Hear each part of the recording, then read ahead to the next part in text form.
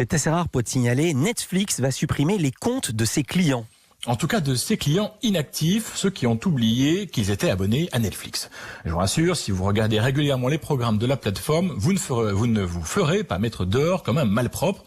Si en revanche, vous n'avez rien regardé depuis un an sur Netflix, en gros si vous avez ghosté Netflix, eh bien votre compte va être automatiquement suspendu. Rassurez-vous, la rupture ne sera pas brutale. Netflix va y mettre les formes, vous aurez le droit à un petit mail pour vous prévenir qu'entre vous et lui, eh bien l'histoire est terminée.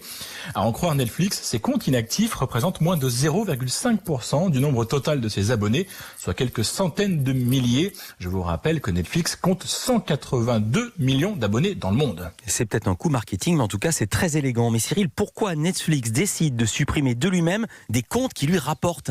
Il y a deux raisons à ça. La première, c'est que comme ça, Netflix, et en tout cas comme ça que Netflix se justifie, c'est une manière pour l'entreprise de faire des économies à ses utilisateurs qui n'utilisent pas Netflix.